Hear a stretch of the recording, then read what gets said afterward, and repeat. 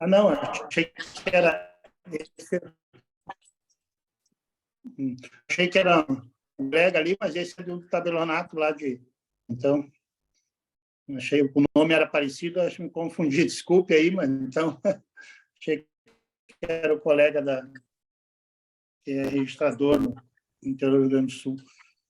Mas certo, então vamos, uma satisfação aí também, faço minhas palavras aí do nosso mestre Lamana Paiva, de recebê-lo, de estarmos aqui, já agradeço aí também por essa live, já era para termos feito o ano passado, não foi possível, então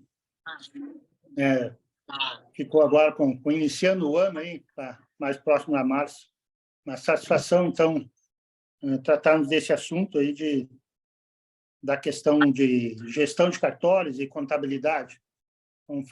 Como já tivemos a oportunidade de conversar, que bom que tem empresas hoje como as de vocês, especializadas nesses assuntos, e porque, como sabemos também, temos aí, os cartórios hoje são também uma espécie de uma empresa, ou se não é uma empresa considerada juridicamente, tem todos os encargos de uma empresa, né? Mesmo no aspecto tributário e de gestão mesmo, são todos os encargos de uma empresa.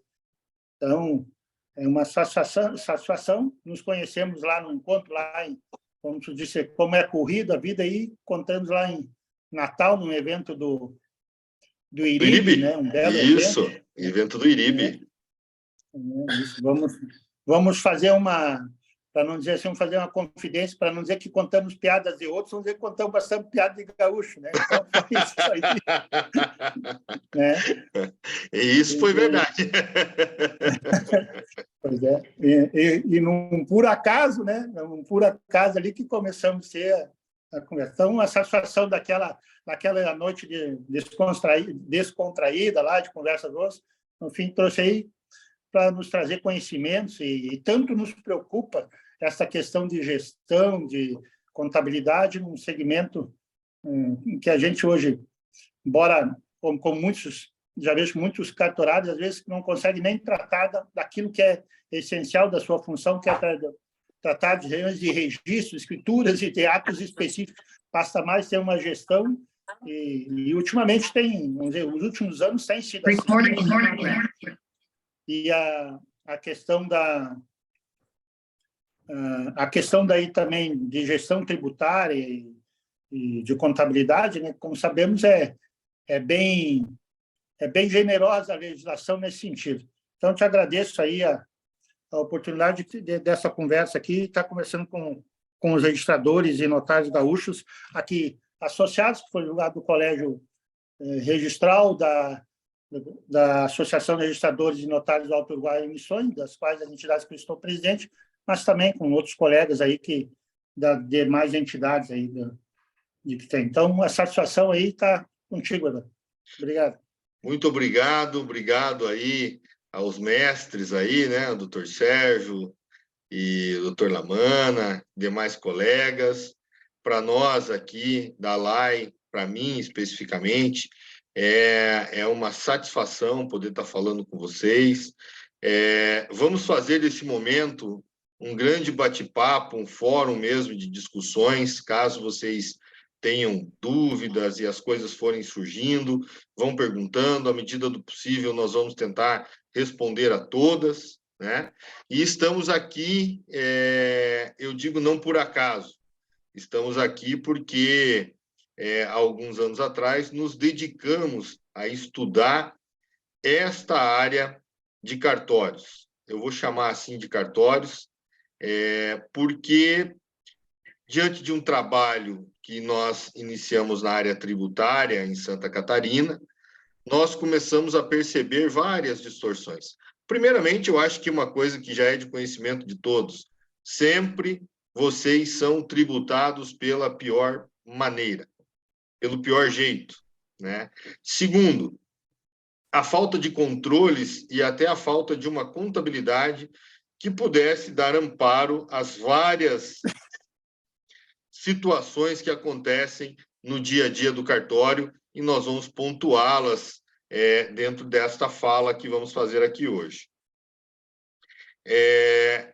Dando sequência, na conversa, nós começamos aqui com um tema de contabilidade para cartórios e sobre gestão de cartórios. Às vezes, esse tema, essa palavra, ela pode parecer tão esquisita.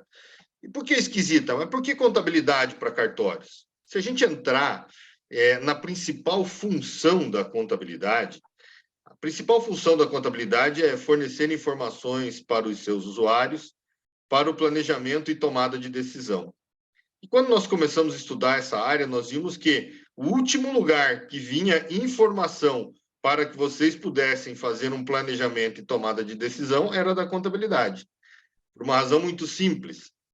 Livro caixa, o próprio Carnê-Leão e a parte de RH não são componentes específicos da legislação societária. O próprio livro caixa é determinado pelo Regulamento de Imposto de Renda, e o Regulamento de Imposto de Renda obriga vocês a fazerem o livro caixa como pessoa física, mas vocês prestam um concurso, exercem essa função em caráter privado, como bem disse o doutor Sérgio, estudam muito a parte de títulos e a parte de registros, e quando chegam no cartório, encontram uma empresa, né? E essa empresa precisa de gestão, precisa de processos, precisa de pessoas e precisa de números.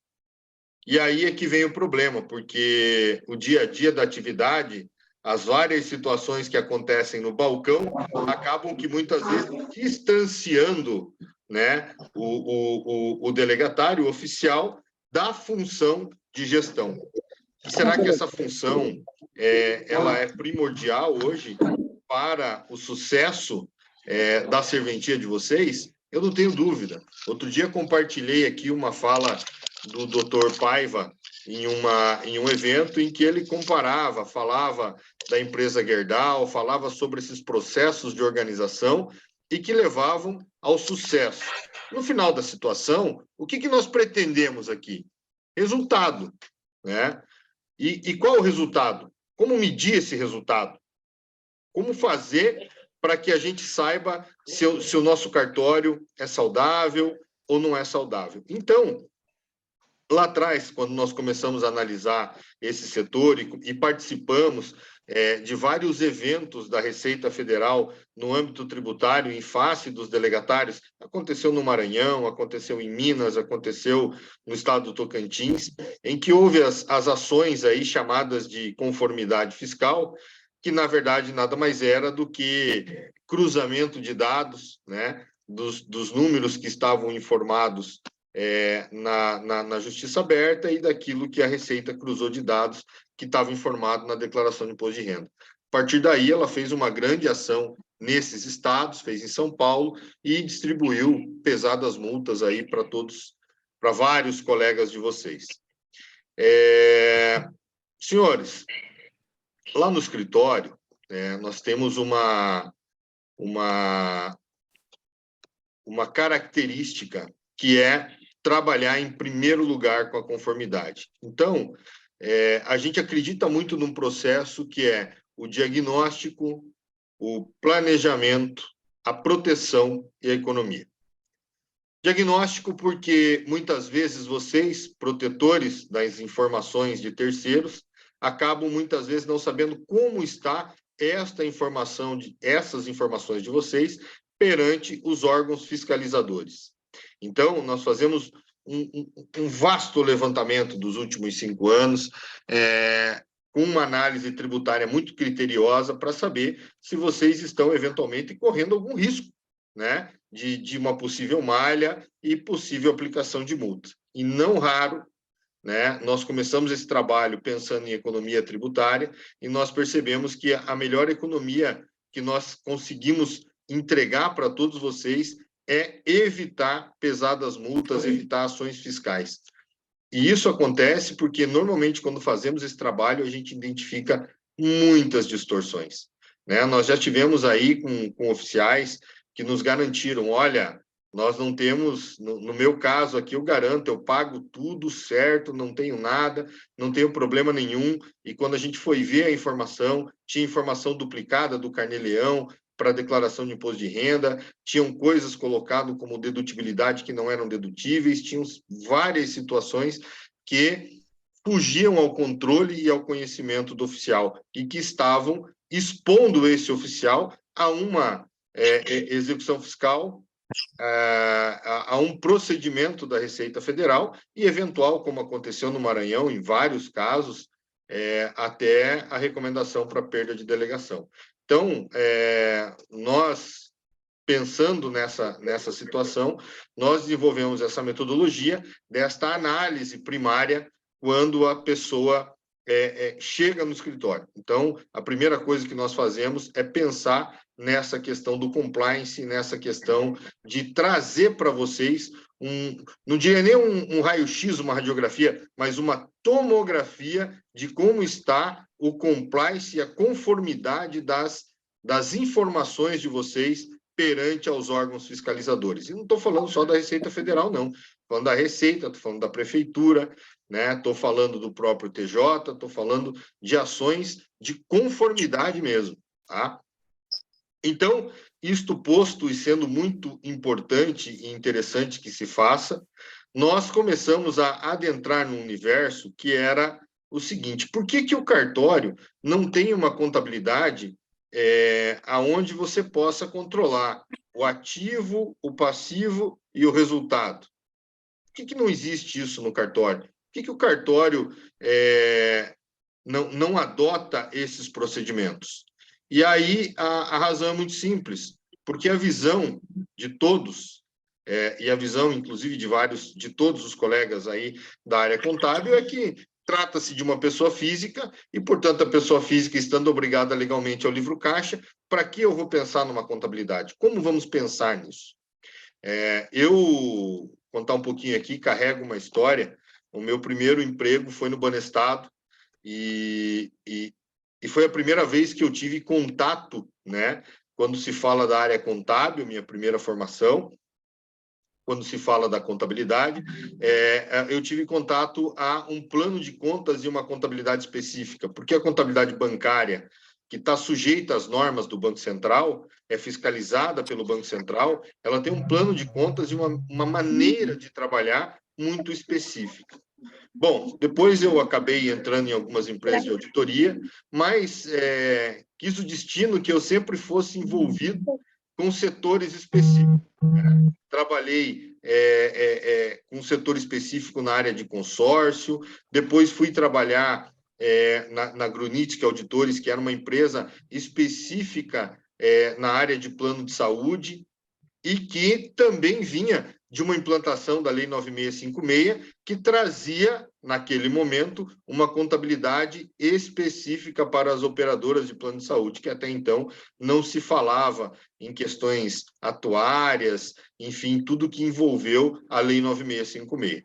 Bom, trazendo essa experiência para cá, para o nosso caso concreto, eu mergulhei em um estudo que deve virar um livro aí, deve virar, não, pouco tempo aí a gente deve estar lançando um livro sobre a contabilidade e os cartórios, e justamente nós criamos um plano de contas e uma metodologia específica para contabilizar as operações patrimoniais do cartório, de maneira que o resultado, o DRE desta contabilidade, fosse exatamente o livro caixa e a informação que deve constar para vocês em todos os órgãos fiscais.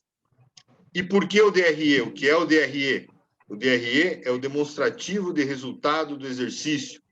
Todos vocês deveriam ter acesso ao demonstrativo de resultado do exercício, aonde ele demonstre para vocês quanto cada despesa ela participa da receita, qual o percentual de participação dela sobre cada receita e qual a variação que ela teve no mês. Então, quando você faz essa contabilidade, você consegue, por exemplo, controlar o patrimônio do cartório. Quando eu digo patrimônio, eu falo de micro, falo de parque de software, de hardware, enfim, de estoque, porque o cartório ele possui um estoque de papel, enfim, de de várias situações. Então, você ter esse controle determinado e ter também feito uma questão que é a conciliação bancária. Essa conciliação bancária, e nós sempre recomendamos que vocês tenham uma conta específica para as movimentações do cartório, como lá numa empresa, né? A contabilidade ela se rege por alguns postulados e um desses postulados é que o patrimônio do sócio não se confunde com o patrimônio da empresa. E trazendo isso para o nosso caso concreto, eu diria: olha, vocês não devem fazer uma confusão de valores entre os seus valores pessoais, da sua vida pessoal, daqueles advindos e que são necessários para a sua serventia. Então, deveria ter um campo ali, né? Retirada do oficial, repasse para o oficial, e aí você conseguir ter este controle, e nesse controle que se possa ser feito uma conciliação bancária. O que isso traz para vocês? Segurança, gente. Não raro, e aqui no Paraná, recentemente, em um trabalho que nós fizemos de contabilidade, por essa conciliação bancária, nós encontramos desvios que estavam acontecendo dentro do cartório, pagamentos em duplicidade, coisas assim, absurdas, que o oficial, e um oficial, eu diria para vocês já com certa experiência, não tinha noção que isso poderia estar acontecendo no cartório dele. Quando você traz isso para dentro de um sistema de contabilidade, o próprio sistema de contabilidade, ele te dá um controle de você saber se determinada despesa, determinado valor já foi pago, se o próprio sistema contábil faz uma prévia conciliação de dizer: olha, esse valor e essa data, ele já passou por aqui. Então, você, dentro dessa conciliação, consegue avaliar se, eventualmente, você também pode estar sendo vítima aí de algum desvio, algum outro tipo de confusão, que muitas vezes pode ser por erro mesmo, mas que traz prejuízos para o cartório. Eu sou um entusiasta desta matéria e acho que a contabilidade para o cartório no futuro deveria ser sim implantada, mas não pensem vocês que eu defendo isso como sendo aí mais uma obrigação para o oficial. Vocês têm que ter um contador, né? Apenas ele hoje não faz a contabilidade de vocês. Mas imagine vocês, e a gente acompanhou isso aqui no estado do Paraná, doutor Sérgio, muitos oficiais chegando e sem a menor noção se aqueles números, se aquela serventia que ele gostaria de escolher realmente apresentava aquele resultado, qual que era a receita, qual que era a despesa. Imagine se nós tivéssemos uma contabilidade que fosse auditável e fosse publicável. Vocês, como investidores, né, que são, quando estão escolhendo qual é a empresa que vocês vão investir, qual é o negócio que vocês vão entrar nessa questão do cartório, pudessem efetivamente ter uma tranquilidade de análise desses números. Então, considero a contabilidade para o cartório, a contabilidade, digo, feita de acordo com a legislação societária, um procedimento administrativo e de gestão muito forte e com muita relevância, pois traz para vocês, além de trazer números que possam medir o efetivo resultado do cartório, ele traz uma base de auditoria dessas despesas, desses valores, que são extremamente fundamentais. Passando para uma outra situação aqui, nós tivemos, por ocasião até de perguntas de vários clientes, de vários delegatários, no ano de 2020, foi feita uma consulta em Minas Gerais, ficou muito famosa essa solução de consulta COSIT 94, que é uma solução de consulta COSIT. Quando um oficial, quando alguém, enfim, um contribuinte faz uma consulta para a Receita Federal, se eu devo recolher ou não devo recolher, e eu digo que essas perguntas sempre o fisco vai ser pró-fisco, e quando ele perceber que a situação é muito favorável para ele, passa por um conselho, e quando nós temos uma solução de consulta COSIT, essa COSIT ela tem força de interpretação de lei. E aí a solução de consulta COSIT 94 foi uma consulta que perguntou sobre várias situações, especialmente sobre a tributação dos atos gratuitos, e depois ela avançou, no caso da COSIT, para dizer que sim, que todos os valores que entram no cartório dentro de um determinado mês, considerado livro caixa, devem ser tributados naquele mês. E no mês seguinte? Bom, no mês seguinte, se você repassou esses valores para alguém, você faz a dedução. Olha a confusão tributária que aconteceu através dessa solução de consulta e que a contabilidade poderia amparar essa situação simplesmente por registrar aquilo que é receita e aquilo que é repasse. Melhor ainda, porque a declaração de imposto de renda, como bem os senhores sabem, não está preparada para controlar saldos credores. Então, você acaba tendo um problema se você não tem uma contabilidade, se você não tem um controle grande, para que você controle os seus possíveis saldos credores, né? Então, a gente fica assim...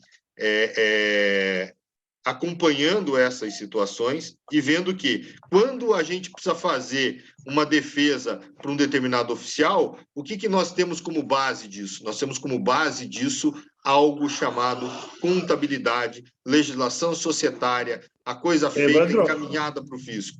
Pois não? Deixa eu só me permitir aí, já foi colocado ali, um colega aí poderia verificar, a gente está com um microfone aberto e fica dando barulho. Por favor, verifiquem seus... Ou senão, não sei se o Paulo tem condições de silenciar.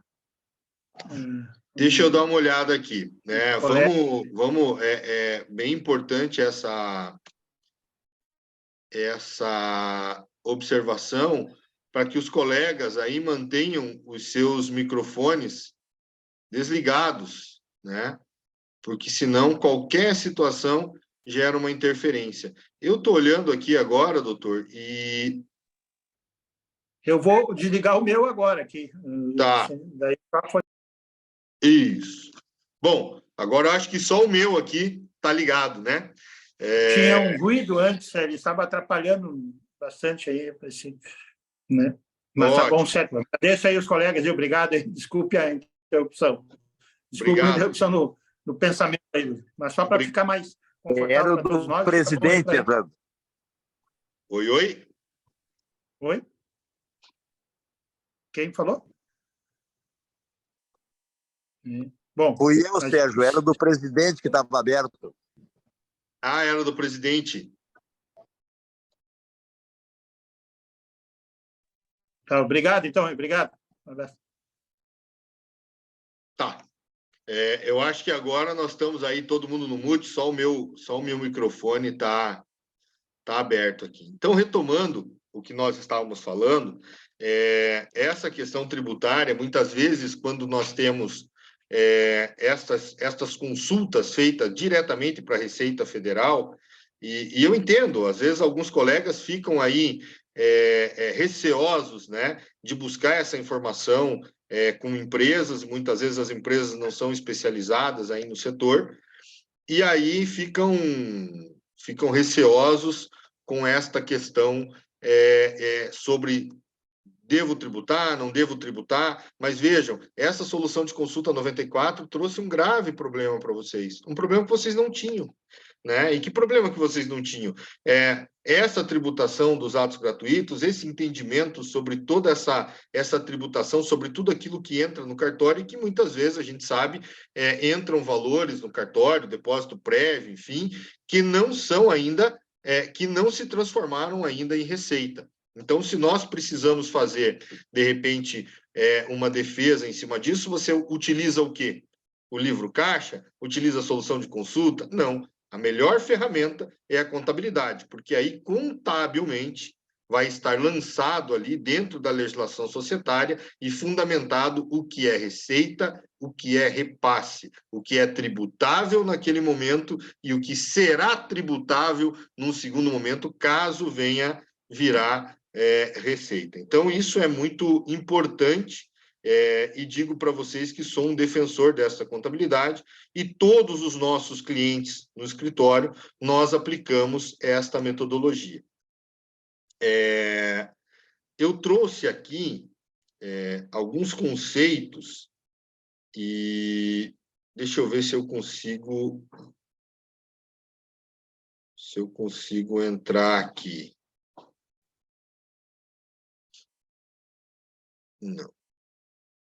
Não estou conseguindo.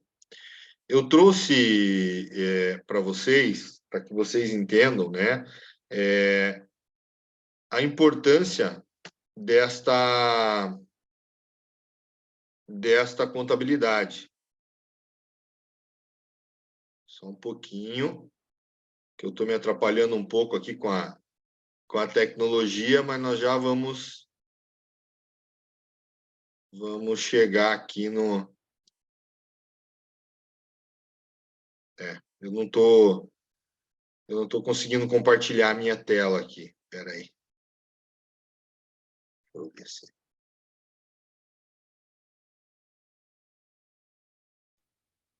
Não.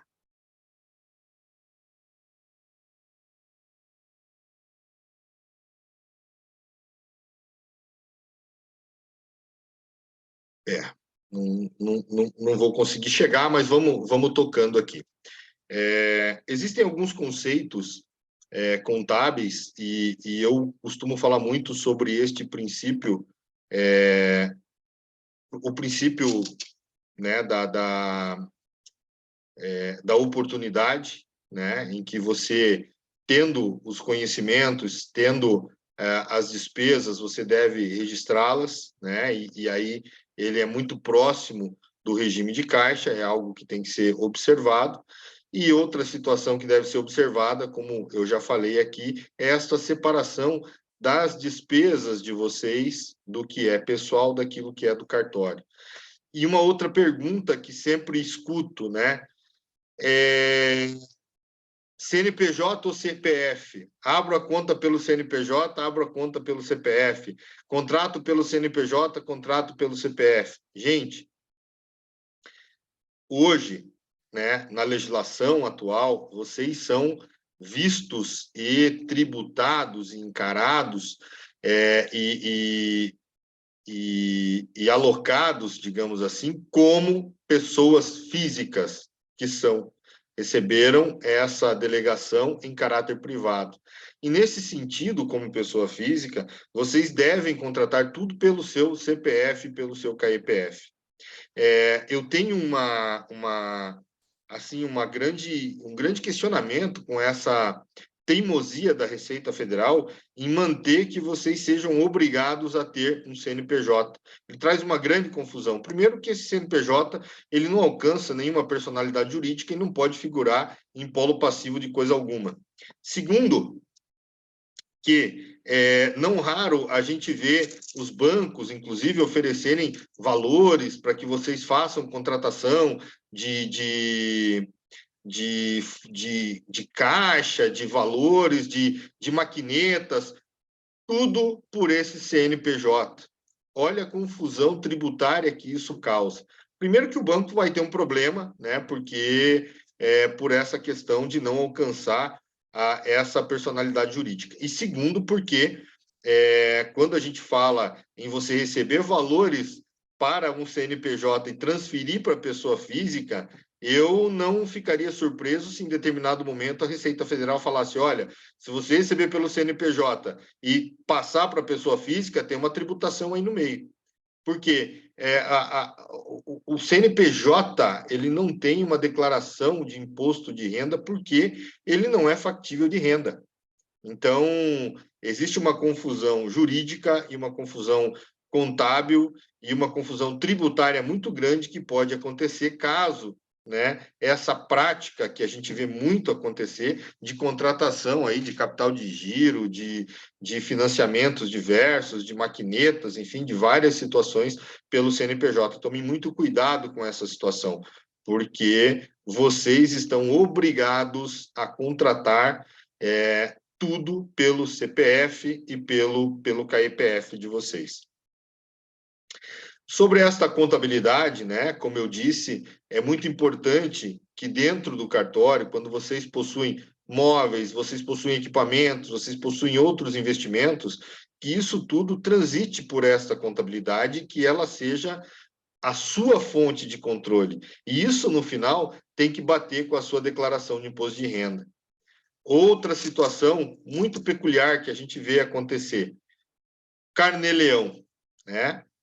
Carnê-Leão, ele é obrigatório mensal, é obrigatório na sua totalidade, porque o próprio nome diz carnê, né? Então, eu vou antecipar, ou seja, vou pagar o meu imposto de renda como se pagasse um carnê mensalmente, e lá na minha declaração de imposto de renda, eu devo fazer o ajuste, que é aquilo que eu recebi, todos os meus rendimentos tributáveis no ano, com aquilo que eu já paguei e antecipei do meu imposto. Agora, eu posso pagar, quando apuro o meu imposto de renda e dá 100 mil reais para pagar, esse mês eu posso pagar só 50, já que eu vou ajustar na declaração de imposto de renda? A resposta é não. Ele é exigível na totalidade. Esses 50 que você deixou de pagar, mas recolheu lá na declaração de imposto de renda, a Receita Federal pode retornar e cobrá-lo desde a data que você não pagou, do mês que ele era devido, até a data que você recolheu no imposto de renda, o juro e a multa. Então, muito cuidado com o Carnê-Leão, porque ele realmente funciona como um carnê de pagamento do teu imposto de renda, mensal exigível na totalidade. Livro caixa, diário auxiliar, livro do TJ. O que eu sou exigido? Livro caixa. Livro caixa, ele foi instituído, né, pelo regulamento do imposto de renda. Ele vai trazer aí as regulamentações do que se deve ou não se deve fazer, mas a partir do artigo 38 do decreto 9.580. E aí, o que eu digo para vocês? O livro caixa, ele deve conter todas as receitas e todas as despesas. Ah, mas espera aí, eu não tenho que colocar só as despesas dedutíveis? Não, senhores. O livro caixa tributário, o livro caixa fiscal, o livro caixa exigido pela Receita Federal, ele deve conter todas as despesas. Ah, mas as dedutíveis? Bom, isso fica para o Carnê-Leão, porque aí lá no Carnê-Leão, que é uma declaração, essa declaração é que eu tenho que me ater àquilo que é dedutível e aquilo que não é dedutível. E aí nós entramos numa seara da dedutibilidade, que são todas as despesas de custeios pagas, necessárias à percepção da receita e à manutenção da fonte pagadora. Olha como esta nomenclatura, como esse entendimento, ele é muito amplo no sentido de dizer o que eu posso, o que eu não posso, o que é necessário para a manutenção da fonte pagadora. E aqui eu venho trazer uma situação para vocês que é assim. E essa experiência a gente traz de tudo aquilo que a gente já viveu nas empresas, né? Quando vocês tiverem dúvidas ou quando vocês quiserem fazer um pedido para a Receita Federal, não façam no livro oficial, façam um processo à parte, peçam a recuperação através desse processo à parte. Nós usamos isso demais, porque tudo aquilo que você colocar que for dúvidas da dedutibilidade ou não dedutibilidade, se for considerado não dedutível, vai gerar multa de 50%, 75%, 150%, 220%, dependendo do entendimento que a Receita tiver sobre o dolo tributário criado nesta situação. Mas se você fizer um pedido à parte, muito bem fundamentado, porque o que nós percebemos hoje é que vocês são, na maioria das vezes, tributados por essa solução de consulta, que muitas vezes não busca amparo na legislação tributária, é possível que se façam essas recuperações e com ok da Receita Federal. Então, um processo à parte, demonstrando quais são essas despesas e demonstrando a legislação tributária e a possibilidade de que vocês possam utilizá-las para fazer determinada compensação, ela pode ser aprovada pela Receita Federal, e a gente tem conseguido, em vários casos, né, demonstrar que algumas despesas, alguns investimentos, são, na verdade, despesas de custeio necessárias à percepção da atividade. Muita gente, às vezes, fala assim, eu coloco tudo aí, deixa ver o que o fisco vai pegar. Às vezes, quando o fisco pega, essa conta fica muito alta e fica muito cara. Então, um bom planejamento tributário não significa evasão fiscal ou evasão tributária. Significa realmente ter o entendimento, ter o conhecimento legal e saber fazer o processo administrativo para que vocês alcancem, com a chancela do fisco, a recuperação desses valores. Outra dica que eu quero deixar aqui para vocês, muito cuidado com estas ações de massa. Eu tenho visto pessoas, colegas de vocês, que deixaram de recolher o INSS ali sobre aquela parte dos... Nossa, fugiu aqui do... O INSS... Nossa, gente, os 2,5%, enfim, está bem falado sobre isso, muita gente procurando o auxílio educação, né? O salário educação. Muita gente parou de recolher simplesmente. O que eu quero dizer para vocês, o salário educação, todos devem fazer a ação, entrar com a ação, pedindo a recuperação, mas ninguém deve deixar de recolher. Esse assunto não está pacificado. As pessoas às vezes me mandam liminares de primeiro grau, que lá na frente podem cair, e se caírem, vai ser tudo exigível com juro e multa. Então, o nosso entendimento, a nossa recomendação é que vocês façam a ação, façam o pedido, mas até que essa matéria realmente transite em julgado, e ela vai ser decidida ainda pelo STF, e lá nós não temos ainda consenso sobre essa matéria, eu recomendo que vocês continuem fazendo o recolhimento, muito embora tenham a manutenção das suas ações nesse sentido. Tá? Então, tudo aquilo... outra coisa, verbas indenizatórias.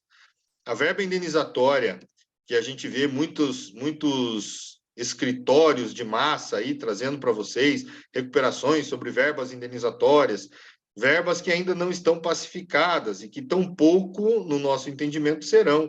A que traz mais benefício para vocês é 1/3 de férias. E esse é o mais questionável, e esse é o único que até agora, da maioria dos que estão discutindo, não tem pacificação ainda sobre essa verba ser indenizatória ou não. Então, muito cuidado quando vocês contratarem recuperações tributárias que tragam para vocês valores muito vultuosos e sem um processo administrativo de liberação do próprio fisco para que vocês façam essas recuperações.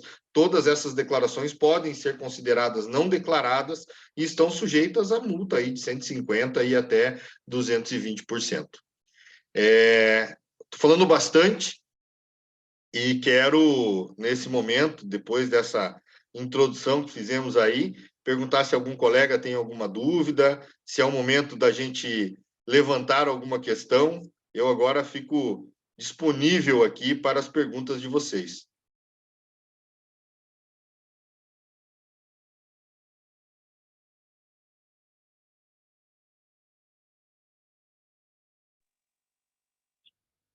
Bom, colegas, temos algum questionamento aí ou mais específico? Eu posso ser, enquanto ninguém ali, se alguém se manifesta, posso dizer que estava aqui, fiz algumas anotações, né, Evandro?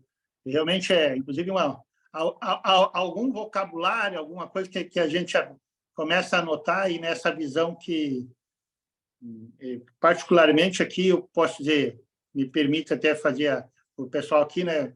Já estou trabalhando com os senhores, E na realidade, vou ter que me readequar, né, para atender algumas situações que vocês estão me pedindo ali que eu não tenho, né? Ou nunca tratei com o devido, até tem, mas nunca fiz.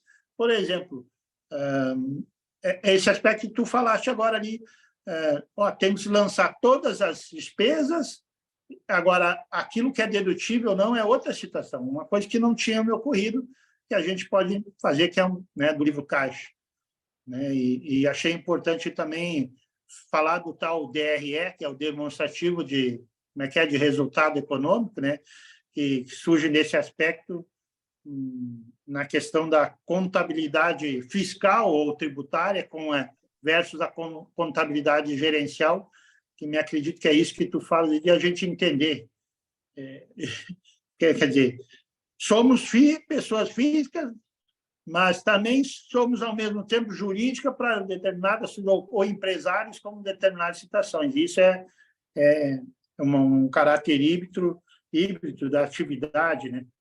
Então, cada vez mais é nesse aspecto da situação de empresa. Então, gostei muito dessa abordagem aí de se pensar nesse aspecto de relatórios, de demonstrativos, muito, muito importante. Especialmente aí agora, na última abordagem que tu fizeste, que é as ações de massa ou ações ainda também coletivas. Esta semana até, ou melhor, há uns 10 dias atrás, eu solicitei ao jurídico do Colégio Registral uma análise sobre justamente o salário e educação nesta questão de uma eventual ação coletiva pelo colégio. Aí, e até abri agora há pouco, recente, tanto não está pacificada que achávamos que não havia recurso, não haveria uma manifestação, mas a União acabou de entrar com embargos de divergência semana passada no processo que discute isso no STJ. É o agravo no recurso especial, até os colegas quiserem anotar, é o agravo 20.11.917, e foi 20.11.917. Foi agora dia 10, então tivemos até na reunião de segunda-feira, diretoria do registral, uma abordagem que até o Lamac, que é ali do escritório que nos assessora no Colégio Registral, disse, cautela com essa, justamente na linha dessa aí, cautela com essa ação. Eu até confesso que quando eu vi essas decisões, acompanhei a decisão, tanto no aspecto da Justiça Federal, que houve uma assunção de competência, e agora eu digo, olha, agora temos uma solução definitiva, e fiquei bem empolgado com isso, e tanto é que procurei eles há uns 10 dias atrás. E daí, segunda-feira, ela me jogou um balde de água fria, falando, eu digo, puxa vida, então, e quero abordar outro aspecto. Então, se tu, ao invés de, e até agora tu falaste, então continue pagando, mas haveria possibilidade, tipo no salário e educação, isso que eu até ia abordar também futuramente com a assessoria jurídica do colégio, mas já te pergunta assim, se tu sabes qual é a tua... eventualmente haveria possibilidade, até não sei operacionalmente fazer isso, de entrar com a ação, discutir, e isso depois estar em juízo e não recolher para a União nesse aspecto de 2,5%, possível, se obtendo uma liminar de contribuir sem e fazendo o depósito. Eu acho que quem tem o interesse de não fazer o recolhimento e pensar neste depósito em juízo, é possível, sim. Hoje eu vejo várias liminares, inclusive, suspendendo o pagamento, né? E eu acho elas muito temerárias, né? Todas são de primeiro grau, mas eu acredito que sim, se você fizer um pedido para fazer esse recolhimento em um depósito judicial, é possível sim que você consiga, depois o acesso a esse valor é mais rápido, né? Não sim, que logicamente não vai ter lá na frente essa possibilidade de recuperação, mas o acesso ao retorno desse valor, no caso do depósito judicial, é mais rápido. É uma matéria muito interessante, teve agora recentemente essa decisão aí da segunda turma, se não me engano, do STJ, com um posicionamento favorável, mas no STF, e essa ação, né, vai ser debatida lá, o entendimento que a gente tem escutado não é pacificado, não. Aliás, é possível de reversão desses entendimentos até agora lá no STF. Então, é temerário. O que eu digo, e muitas vezes as pessoas não entendem, é a característica de vocês. É o tamanho da responsabilidade que vocês carregam por serem delegatários, né? Então, talvez as pessoas não consigam medir que uma execução, né, em cima desses valores que talvez não foram recolhidos, uma execução por parte da Receita Federal, um encaminhamento para qualquer outra situação, recomendação para perda de delegação, isso pode gerar um tamanho de um problema na vida de vocês. E a Receita Federal trabalha com a teoria do caos, né? Quanto mais caos ela consegue gerar para que ela consiga lançar mão da exação, ela vai fazer, né? E então nós vemos aí, eu participei de algumas reuniões dessas ações fiscais, essas ações que eles chamam de conformidade, que eles simplesmente chegam no estado, né? Notificam todo mundo, não sei se tem algum colega que vem de algum outro estado que passou por isso, recebe uma cartinha dizendo, olha, encontramos aqui divergências e tal, vocês têm 30 dias para resolver. Vai ter uma reunião, e aí vai um fiscal da Receita Federal, e a cada 2 palavras que ele fala, 3 ele fala em perda de delegação. E não sei o que, não sei o que, perda de delegação. E não sei o que, perda de delegação. Então, muitas vezes as pessoas chegam e vão fazendo, declarando de maneira errada, ou vão colocando situações e valores dentro da declaração, fazendo recolhimentos, ou deixam de fazer, né? E isso acaba gerando vários prejuízos, e sim, lá no estado do Maranhão nós temos clientes que nós estamos atendendo já na fase penal, porque também não acreditaram que essas ações da Receita Federal seguiriam o primeiro passo, o segundo, o terceiro, né? Tiveram orientações erradas de profissionais que falaram assim, se a Receita pegou só um ano, só resolve aquele ano. Meu, você está dentro de uma ação fiscal, ela vai olhar os 5 anos. Essa ação vai avançar e vai ter essa questão correspondente dos 5 anos. Então, a primeira coisa, eu tive, inclusive lá no IRIB, naquele congresso que nós nos conhecemos, nós tivemos uma palestra que eu achei muito importante. A primeira, uma das palestras,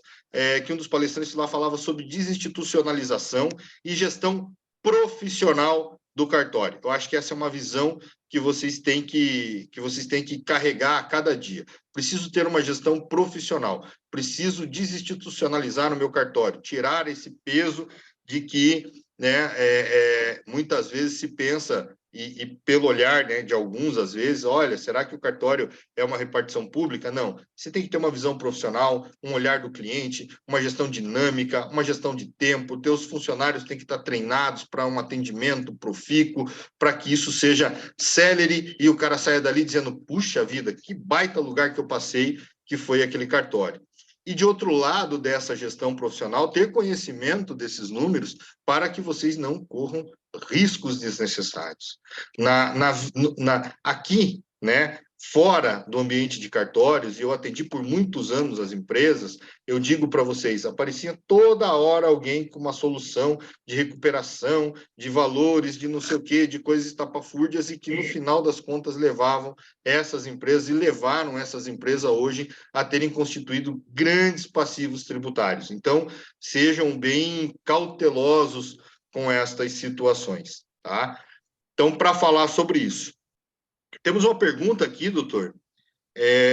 Tá muito esclarecedora a palestra, muito obrigado. Eu queria saber quem é o colega aqui que fez a pergunta. Deixa eu ver aqui. Não tem o nome aqui, não aparece o nome, só aparece VB. VB. Vou ficar devendo aqui o nome, porque não aparece o nome aqui. Mas, enfim. É o Vomar, o Vomar, o colega que inicialmente ali, que apareceu, que foi meu colega lá Bacana, doutor Vomar. Então, vamos lá. Muito obrigado aqui pelas palavras, né, que a palestra é muito esclarecedora. Mas um tema que foge um pouco da pauta, porém preocupa uma grande parte dos notários e registradores, é o ISSQN. Eu sabia que ia aparecer essa aqui, viu? Há algum caminho para fugir dessa tributação? Essa possibilidade de extinção do ISS, na falada reforma tributária, pode nos beneficiar? Bom, eu gostaria de falar um pouco aqui sobre esse ISS. Bom, nós temos uma lei federal que coloca no rol dos serviços o serviço notarial e de registro. Isso quer dizer que é devido hoje, pelo olhar da legislação, não vamos entrar na discussão das características da arrecadação do cartório não ser uma empresa, não vamos entrar na questão do que é o emolumento, do que não é o emolumento, né? O que eu posso dizer para vocês hoje? A lei federal diz que as prefeituras devem regulamentar o recolhimento e a forma do recolhimento desse ISS de vocês. Então, sobre ser devido hoje, é devido. Uma reforma tributária poderia nos beneficiar? Eu acredito que sim. Agora, tem uma discussão do INSS. A forma. Qual a forma que eu devo recolher esse ISS? E aí eu acho que é uma briga boa, é uma briga que vale a pena. Por quê? Porque é sabido que isso já está julgado, tem inclusive tema de repercussão geral do próprio STJ, falando de que os profissionais, as profissões regulamentadas, os profissionais regulamentados, podem, né, e deveriam recolher o ISS pela forma fixa.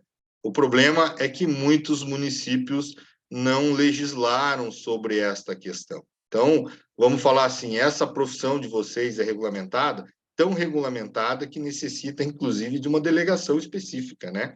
Então, uma discussão aqui que vale a pena, nós já tivemos essa discussão em alguns municípios do Maranhão e tudo, é a forma.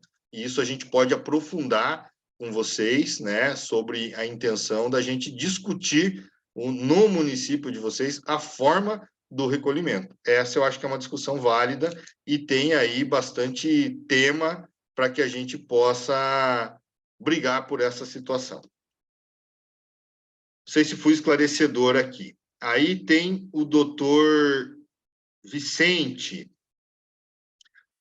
O serviço do escritório contábil abrange a folha mensal, carnê-leão e os envios dos eventos do E-Sociais? Quais são os outros itens? Há diferentes planos por serviços, números de funcionários? Tá, então aqui já é uma pergunta mais voltada para o nosso escritório. Obrigado pela pergunta. O nosso escritório, hoje, o nosso honorário, e é um honorário muito adequado ao mercado, ele faz toda a parte contábil. Nós entregamos para vocês uma assessoria jurídica, caso vocês necessitem, no âmbito civil e no âmbito administrativo e tributário, e também um apoio administrativo muito amplo. A única coisa que nós não fazemos dentro do nosso honorário normal são as demandas trabalhistas. O que são demandas? São reclamações trabalhistas e que você deveria daí contratar um advogado trabalhista para a defesa. Por que nós não fazemos isso hoje? Porque seria onerar vocês de uma maneira desnecessária. É muito raro ter uma demanda trabalhista, é muito raro ter uma discussão trabalhista, né? Ter um processo trabalhista em face do cartório. Nós fazemos, hoje, o nosso escritório em Curitiba é pertencente ao grupo AG, da AG Advogados, doutor Antônio Augusto Greller, nosso sócio. Nós temos hoje mais de 2.000 metros quadrados de escritórios, em se contar as duas sedes, a sede da LAI e a sede da AG, que dá todo o suporte jurídico. Nós temos lá no escritório hoje, para os senhores terem noção, um auditório para mais ou menos umas 70 pessoas. Estaremos no dia 21 de março, lá com o Dr. Lamana Paiva, falando sobre tokenização, mais um evento aí da LAI. Mas o que eu quero dizer para vocês é que, sim, o escritório abrange um trabalho bem completo e uma consultoria muito abrangente para todos os colegas e focada, especializada na área de cartórios. Vamos ver aqui se tem mais alguma pergunta. Eu acho que não. Não sei se mais alguém quer fazer alguma pergunta, mais algum comentário sobre essa questão do ISS. Se o doutor Sérgio também quer colocar alguma coisa para que a gente possa fazer o comentário aqui. Eu gostaria de falar, já estamos agradeço até a participação dos colegas, já estamos com 1 hora conversando, foi já 1 hora de live, já especificamente, aí, né? Até tirando, abstraindo a conversa inicial ali, mas uma abordagem possível aí, que nesse aspecto hoje que nos aflige aqui nos notários registradores é a questão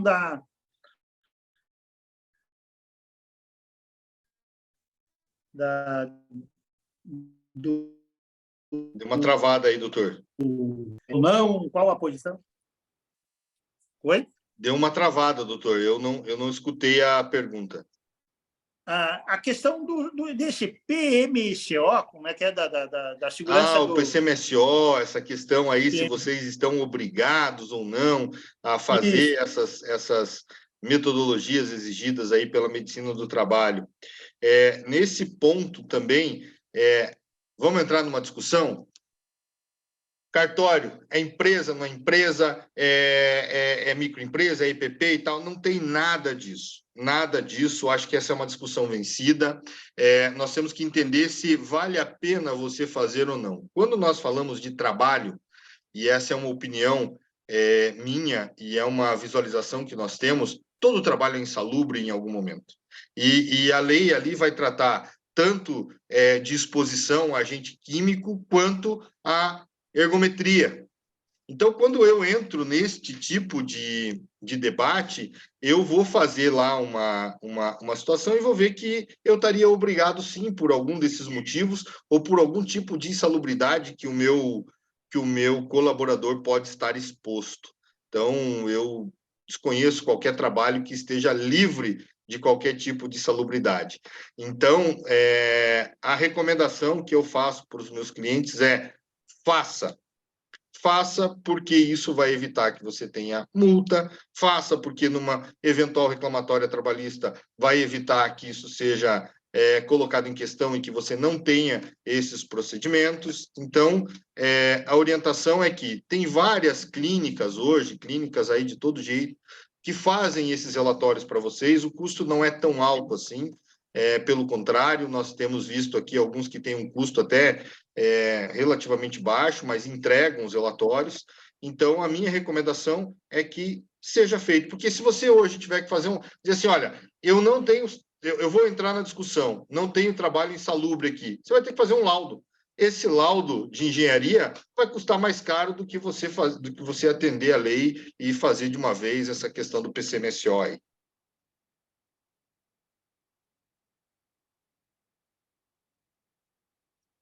Bom, certo. Obrigado aí pelos esclarecimentos.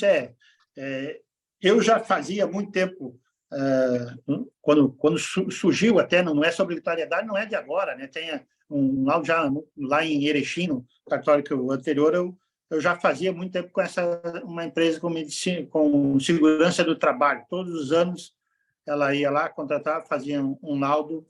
Depois, aqui, especificamente, quando mudei, que começou e agora é obrigatório, né? Que foi prorrogado várias vezes. Também nós fizemos algumas consultas a uma posição do Sindireges, a uma consulta que fizemos recentemente, até hoje do colégio registral quanto uma posição do jurídico do colégio registral. Então, ali ele coloca justamente isso. Para você se excluir, você vai ter que fazer a prova de que você não está submetido a esses riscos aí. E eu acho que, quando nós falamos do risco de ergonometria, né, envolve, é um critério aberto, envolve até aspecto, acho que até de luminosidade, que você vai ter que fazer de metros quadrados, definir o que isso faz. Então, por exemplo, eu achava que eu não tinha trabalho insalubre aqui. Não, nenhum dos meus funcionários. Aí, falando com o que prestava serviço para mim, ele disse, não, você tem um banheiro público e, ao menos, aquela que está lá, que limpa o banheiro, ela presta serviço, ela tem que pagar insalubridade para ela. Então, você veja, é a visão que eu tenho. Todo trabalho ele tem o seu nível de insalubridade, né? E eu acho que é uma discussão, é como se fala na LGPD. Eu tive uma live para o pessoal do Mato Grosso para a gente discutir sobre a LGPD. E a LGPD é um caso engraçado, né? Porque, veja bem, veio a lei. Vamos implantar? Não, espera regulamentar. 2020. Espera a lei estadual. Espera vir o provimento. E todos eles foram chegando. E agora, qual é o prazo? O prazo agora é dia 20. Aqui no estado do Paraná, o estado do Paraná fez um comunicado aqui, disse que é a partir do comunicado do estado do Paraná, e tem gente já ligando para mim falando assim, doutor, a LGPD aqui no Paraná pode ser até o último prazo é abril. Pois é, mas nós vamos esperar o último prazo de abril, todos os prazos venceram, e a discussão se ela era devida ou não também foi uma discussão vencida. Eu acho que existem brigas, eu acho que existem, por exemplo, né, a briga do ISS é uma briga que vale a pena. Eu gostaria muito de representar vários de vocês aí sobre a forma de recolher este ISS. Eu acho que é uma briga que vale a pena. A briga sobre esses laudos de insalubridade, eu acho que não vale a pena. Eu acho que vale a pena a gente realmente contratar aí uma clínica, essas empresas que fazem esses laudos e enfim, ter isso também dentro do nosso cartório. Até porque vai demonstrar até para os nossos colaboradores que a gente quer se adequar e não trazer discussões sobre situações que podem ou não ser vantajosas para esses colaboradores. Então, acho que vale a pena, tá? E sempre pensar nessa questão da gestão. Eu desafio vocês a me apresentar uma empresa, uma grande corporação, um grande modelo de gestão que não tenha eficiência contábil e que não tenha números contábeis relevantes e seguros. Todas as empresas têm, inclusive as maiores, inclusive a auditoria contábil, para auditar se aquele número contábil realmente pode ser um número apresentado para investidores. Analisem aí alguns cartórios, o faturamento de alguns cartórios muito superior a muitas empresas. E como vocês têm a graça, né, e que a gente não vê nas empresas, que é de você poder ter o teu faturamento todo ele declarado, e deve ser declarado, porque isso passa pelo TJ, passa por todos os órgãos fiscalizadores, não tem o tal do por fora, de não fazer a nota, de entregar um ato e não colocar o selo, enfim. O que acontece, gente? Vocês têm tudo para ter esses números na mão, para fazer uma grande gestão. Então, aproveitem isso. Aproveitem a contabilidade. Aproveitem o que a contabilidade pode entregar para vocês a nível de profissionalização e de gestão. Abrir mão de ter uma contabilidade no cartório é abrir mão de ter uma ferramenta que foi pensada, é uma ciência pensada, para que você possa ter planejamento e tomada de decisão e para que ela cumpra um outro papel, que é o de controlar o patrimônio.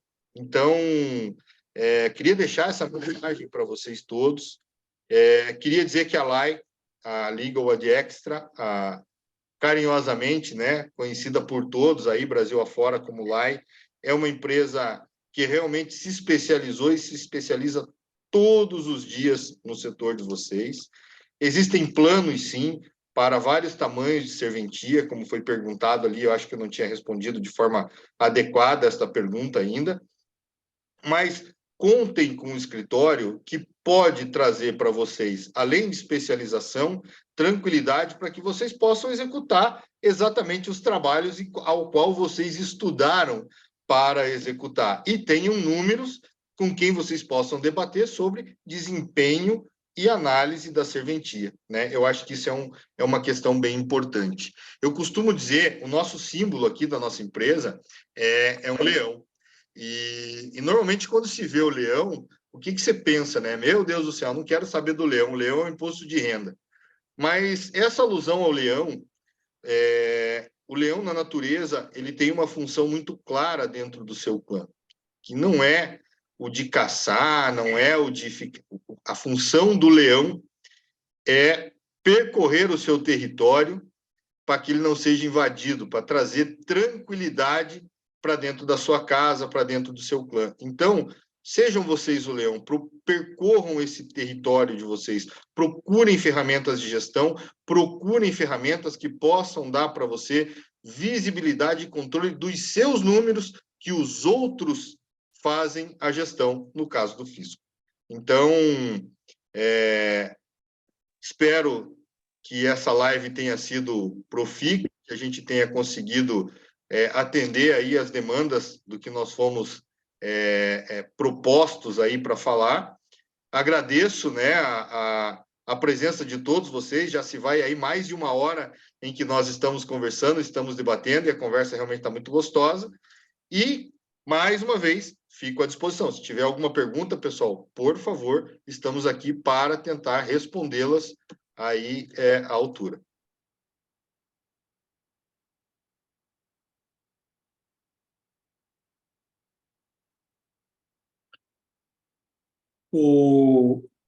Cara, Evandro, eu até agora falando, só para completar ali um raciocínio teu antes, e quando fomos tratar da tal do compliance, que eram as informações da justiça nossas para a justiça não, para o COAF, essas que eram o compliance, né? Me chamou a atenção a palestra que eu ouvi, onde ela abordou a questão da lavagem do dinheiro, e que a questão tributária hoje, a própria, vamos dizer, discussão, se tu não pode levar, inclusive, ao entendimento que tu está deixando de recolher tributos, e isso caracterizar uma lavagem de dinheiro, e no aspecto penal você vinha responder por isso, né?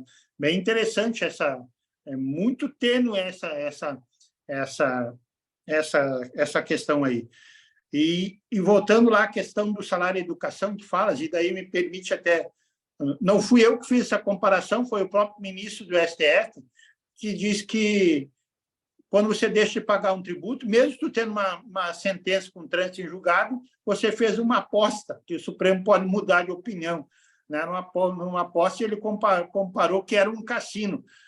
Eu até posso dizer, me permita que eu não vá preso por isso, que não me mandem prender, do jeito que está... A própria decisão do STF está pior que um cassino paraguaio, né? Que quase que impossível você saber no aspecto tributário saber isso aí.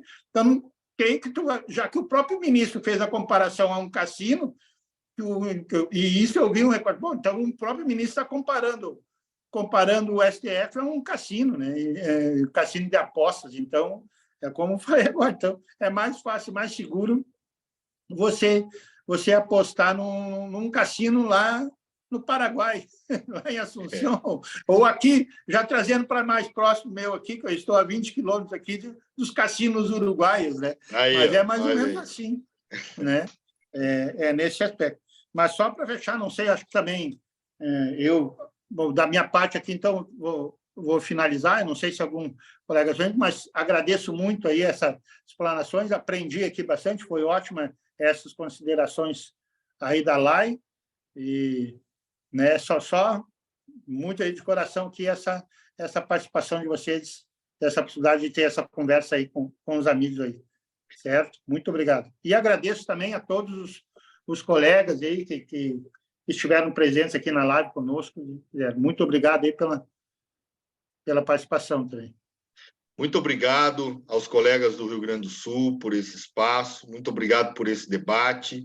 Quero dizer que eu, Evandro Oliveira, da LAI, estou à disposição de vocês para aquilo que vocês queiram eventualmente perguntar e falar até em âmbito mais reservado. O doutor Sérgio tem aí o nosso telefone.